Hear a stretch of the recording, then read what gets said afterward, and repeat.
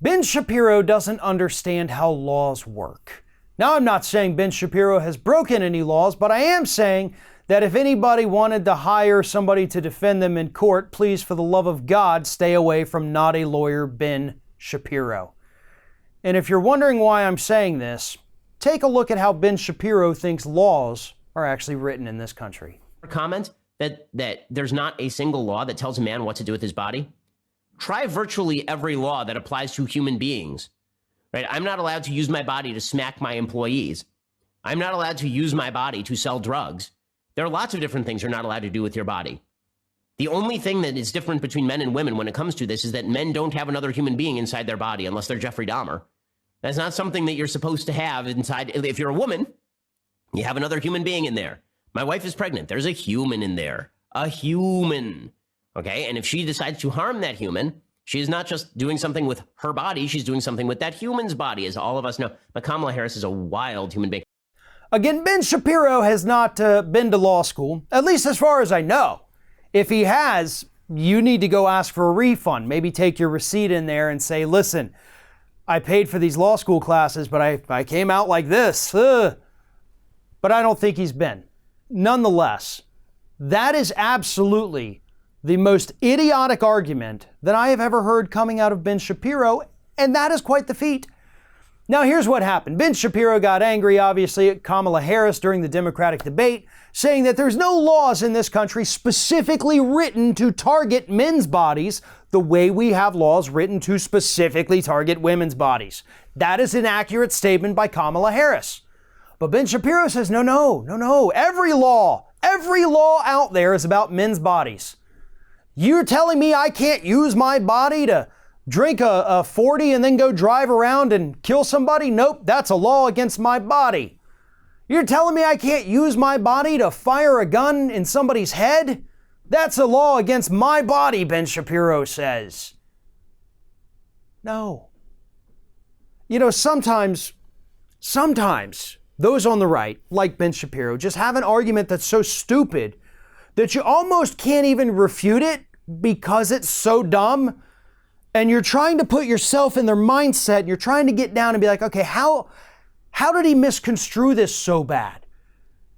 But I think doing that is overanalyzing it. I think at the end of the day, the big story is just that Ben Shapiro's dumb. And as plenty of people have pointed out, Ben Shapiro is a dumb person's idea of what a smart person should be. I mean, hell, he got called part of the intellectual dark web by the New York Times. There is nothing intellectual about Ben Shapiro. He knows a lot of words, and he knows how to make stupid people feel validated. That's what this clip is about. It's about trying to confuse people, but I don't even think Shapiro is smart enough to try to confuse people. I think he honestly believes the things he says. And I've pointed that out before. I think there's plenty of people on the right who know that this is a grift, what they're doing, and they're doing it because it makes them money. Candace Owens is one, Charlie Kirk is another, but Ben Shapiro, no. He doesn't know it's a grift. He doesn't think he's a grifter. And he doesn't think that he's making things up. And that's why he's far more dangerous. Because Ben Shapiro believes the things that he says. Ben Shapiro actually believes that a law, any law out there in this country, was specifically written to target a man's body. And that's not the case.